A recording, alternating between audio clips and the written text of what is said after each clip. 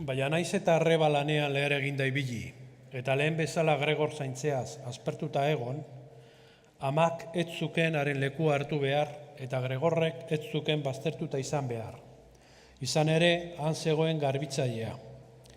Alargun zahar hark bere biziluzean zehar gauzari txarrena jasan izan zituenak bere zurdura sendoari esker, ez zion nazka handirik Gregorri. Jakin min berezirik gabe, egun batean kasualitatez, Gregorren gela zabaldu, Gregor ikusi, ura bai harritu, inor zazatu ezarren batera eta bestera korrika, eta besoak antsumatuta geratu zen bertan zurtuta.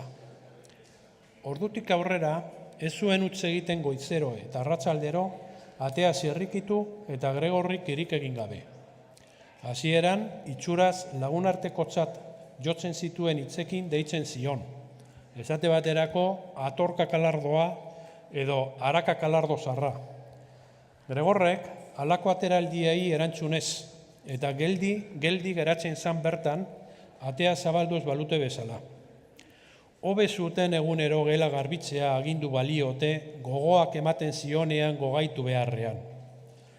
Behin batean, goizean goiz, euriak gogor jotzen zuen leioan agian udaberria iragarriz, garbitzailea barriro erretolikarekin astean, Gregor zeharo zutu eta harengana biratu zen astiro eta eskaz erasotzeko bezala.